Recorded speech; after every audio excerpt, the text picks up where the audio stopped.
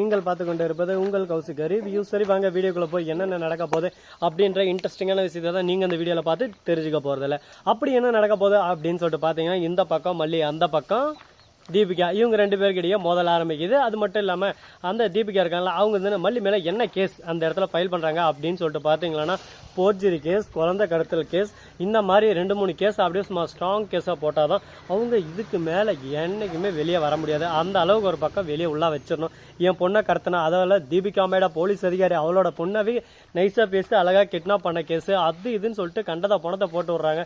இதெல்லாம் கேட்டு ஒரு பக்கம் வெறுப்பாயிடுறாங்க. அதே சமயத்துல கரெக்டா அந்த ரிப்போர்ட்டர் எழுதுறவங்க இருக்காங்க, ரைட்டரு, அவங்க என்ன பண்றாங்க அப்படின்னு சொல்லிட்டு பாத்தீங்கன்னா, மேடம் நேற்று தான் எங்க வீட்டில் வந்து ஒரு 3 சவரம் நகை காணாம போயிடுச்சு, அந்த கேஸையும் தூக்கி இந்த மல்லி மேலே போட்டு விட்டுட்டா அப்படின்னு சொல்லிட்டு, அடா தங்கமே இது என்ன கேள்வி, தூக்கி போடியா, தூக்கி போடு, எந்த அளவுக்கு கேஸ் போட முடியுமா போடு, உள்ளாக்குறவங்களுக்கே எதனா பிரச்சனையா போடுங்க, அடிச்சு விடுங்க, இதுக்கு மேலே வெளியே வரக்கூடாது அப்படின்னு சொல்லிட்டு ஒரு பக்கம் சொல்ல, உடனே பார்க்கணுமே கடுப்பாய் வேறுப்பாய், என்னடா நானும் பார்த்துக்கிட்டே இருக்கேன், உங்க இஷ்டத்துக்கு கேஸ் அள்ளி அள்ளி அள்ளி அள்ளி போடுறீங்க, இதே எதனா ஒரு பிரியாணியில் போய் பிரியாணி போடுறதால உட்காந்து பீஸ் அள்ளி அள்ளி போடுவானான்னு சொல்லிட்டு வீட்டுக்காரனை பார்த்தா பீஸே அள்ளி போட மாட்டான், ஒரே பீஸை போட்டு மூடிட்டு போடான்ற மாதிரி ஒரு லுக் விடுவான். ஆனா இங்கடானா இப்படி ஒரு பக்கம் கேஸை கேட்காம அள்ளி அள்ளி போடுறீங்களே, இதெல்லாம் மனசாட்சிக்கிட்டா உறுத்தலையடா உங்களுக்கு.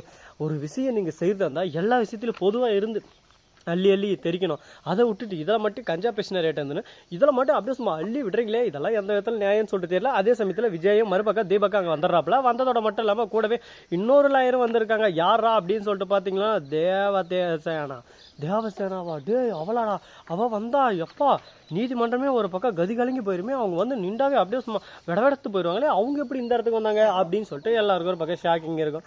என்னங்க பண்றது, நாம் ஒன்று நினைச்சா கடவுள் ஒன்று நினைக்கிறாரு. தேவசேனாவும் கூட வந்துடுறாங்க. மல்லியை காப்பாற்றமே எனக்கு அடுத்த வேலை என்ன, மல்லி எந்த அளவுக்கு நல்லதுன்னு சொல்லிட்டு தெரியும். மகளிர் நீதிமன்றம் இருக்கு, அங்க போயிட்டு ஒரு கேஸை போட்டு இந்த மல்லி எந்த ஒரு தப்பும் செய்யல, ஆனா அந்த தீபிகா கேடு கேட்டவ ஏதான ஒரு விஷயத்துல மல்லியை கோத்து விட்டுறணும்னு சொல்லிட்டு இந்த மாதிரி எல்லாம் விஷயம் செஞ்சுட்டு இருக்காங்க அப்படின்னு சொல்லிட்டு ஒரு புகாரை தெரிவிச்சோம்னா அடுத்த செகண்டே அங்க விசாரிக்க ஆரம்பிச்சிருவாங்க. அதுக்கப்புறம் மல்லி மேல எந்த ஒரு தப்பு இல்லை, மல்லி நல்லவ அப்படின்னு சொல்லிட்டு நிரூபணம் ஆயிரும். அதுக்கப்புறம் என்ன நடக்கும், மாட்டிக்கினாரு ஒருத்தர், அவரை காப்பாற்றணும் கருத்தரு அப்படின்ற மாதிரி தான் ஒரு பக்கம். தீபிகா மாட்டிக்கினாரு, தீபிகாவுக்கு அப்படி சும்மா ஊமை குத்து வேற மாதிரி குத்து.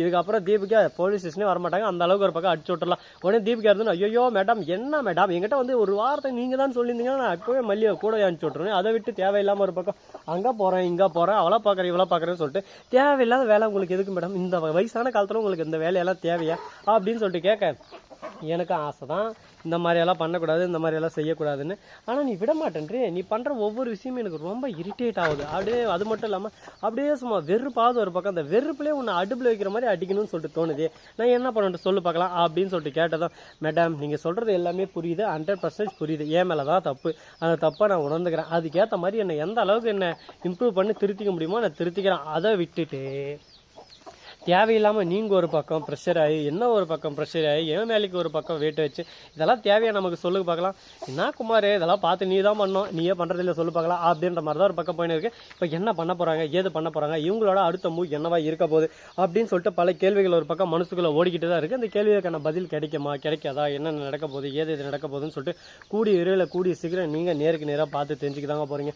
அது மட்டும் இல்லாமல் நம்ம விஜய் இருக்கார்ல, அவரு என்ன பண்றாரு அப்படின்னு சொல்லிட்டு பாத்தீங்கன்னா செம்ம டெரர் பார்த்தீங்க. என்னடா அப்படி சொல்லிட்டு விஜய் பொஸ்குன்னு அப்படின்னு சொல்லிட்டு பாத்தீங்கன்னா அவர் எதுவும் பண்ணல, ஆனா அவர் சொன்ன விஷயம் அந்த மாதிரி இருக்கு. அந்த இடத்துல என்ன தீபிகா, உன் தம்பியை கொன்னதுக்கோசம் தானே இந்த அளவுக்கு பழி வாங்கின்னு இருக்க, உன் தம்பி உயிரோட இருக்கான்னு சொல்லிட்டு தெரிஞ்சா உன்னோட நிலைமை எப்படி இருக்கும் நினைச்ச பாரு, உன் தம்பியை இப்போ நான் அழைச்சின்னு வந்தா உன்னோட நிலைமை எப்படி இருக்கும் நினைச்ச பாரு, உன் தம்பியை பார்த்துட்டதுக்கு அப்புறம் மல்லி விட்டுருவியா அப்படின்னு சொல்லிட்டு கேட்கறா. டே முட்டாள் மாதிரி பேசுறா, என் தம்பி உயிரோட இருந்தா இந்நேரத்துக்கு என்ன சொல்ல போறேன்னா, உன்னோட பொண்டாட்டி நான் எதுக்கிட்ட போட்டு ஜெயிலில் போட்டு ஒரு பக்கம் கழுத்தின வைக்க போறேன், இப்பயும் என் தம்பியை கூட்டினடா, அடுத்த செகண்ட் உன் பொண்டாட்டி வெளியே போடா அப்படின்னு சொல்லிட்டு தினேஷ் வாங்க தினேஷ் அப்படின்னு சொல்லிட்டு சொன்னோம். தினேஷ் அப்படியே மாசு மரணம் டப்பு தரணும் அதுக்கு அவன் தான் பிறந்தே வரணும் அப்படின்னு சொல்லிட்டு வந்துட்டாரு. தினேஷ் எங்கேயா இருந்த இவ்வளோ நேரம், அவனை பார்க்கவே இல்லையா, எப்படியா காத்து மாதிரி ஒரே செகண்ட்ல வந்துட்டு போயிட்டேன்.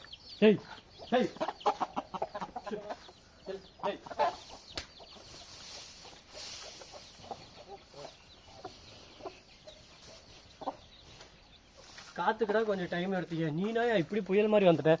நீ இறந்துட்டு இருந்தாடா தம்பி, இவ்வளோ நாளாக நான் இருந்தேன், நீ உயிரோடு இருக்கின்ற விஷயமே எனக்கு தெரியாது, எப்படி எங்கே இருந்த அப்படின்னு சொல்லிட்டேன். அக்கா நான் உயிரோடு இருக்கிறது உங்களுக்கு முக்கியமா இல்லை நான் எங்கேருந்து வந்தேன்னு சொல்லிட்டு தெரியுறது உங்களுக்கு முக்கியமா? மல்லிகை போய் தயவு செஞ்சு வெளியே விட்டுருங்க. இதுக்கும் அது மல்லிகை எந்த சம்மந்தம் இல்லை. நான் கொஞ்சம் மென்டலி ரொம்ப பாதிக்கப்பட்டேன்னு உங்களுக்கே நல்லா தெரியும். நான் ஒரு விஷயம் இருக்குன்னு சொல்லிட்டு நான் ஆசைப்பட்டேன்னா அந்த விஷயம் இல்லைனாலுமே நானே ஒரு பக்கம் ஓவர் கிரியேட் பண்ணி அதை அப்படியே சும்மா மேலும் மேலும் மேலும் மேலும் பிரம்மாண்டமாக உருவாக்குவோன்னு சொல்லிட்டு உங்களுக்கு நல்லா தெரியும். அந்த மாதிரி இந்த பர்சனை நான் இருக்கும்போது என்ன நம்பி நீங்கள் எப்படி ஒரு பொண்ணு மேலே இப்படி ஒரு பழியை போட முடியும் சொல்லுங்க பார்க்கலாம் அப்படின்னு சொல்லிட்டு கேட்குறாங்க. கேட்ட கேள்வி ஓமான்னு நச்சுன்னு இருக்கிறா, என்ன செருப்பால் அடிச்ச மாதிரி இருக்குடா அப்படின்னு சொல்லிட்டு ஃபீல் பண்ண ஆரம்பிக்கிறாங்க. இதுக்கு தாங்க சொல்கிறது, ஆழம் தெரியாமல் காலை விடக்கூடாதுன்னு சொல்லிட்டு காலை விட்டுருச்சு. இப்போ என்ன பண்ணுறது, எப்படி டக்குன்னு காலை எடுத்து நான் போக முடியும்? அதனால் பொறுமையாக எதாக இருந்தாலும் பொறுத்து இருந்து செய்யணும்பா அப்படின்ற விஷயத்தான் அந்த இடத்துல சொல்கிறாங்க.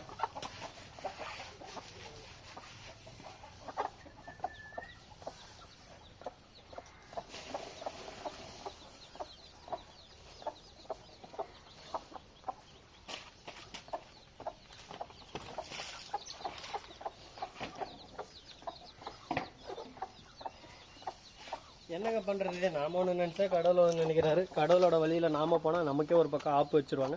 அதனால் எந்த ஒரு விஷயத்தையும் செய்யறதுக்கு முன்னாடி தீர விசாரித்து சிந்திச்சு செஞ்சால் வாழ்க்கை ஜம்முன்னு கும்முன்னு இருக்கும். இந்த வீடியோ பிடிச்சிருந்தா லைக் பண்ணுங்கள், கமெண்ட் பண்ணுங்கள், ஷேர் பண்ணுங்கள், டிண்டிங் மேலே தட்டி விட்டு போங்க. அப்போ தான் நாம் போகிற அடுத்தடுத்த வீடியோ உங்களுக்கு உடனே நோட்டிஃபிகேஷனில் வந்து கொண்டே இருக்கும். மிக்க நன்றி. தேங்க்ஸ் ஃபார் வாட்சிங். Tata, see you. நன்றி, வணக்கம், வந்தனம், பர்கத் தருகு.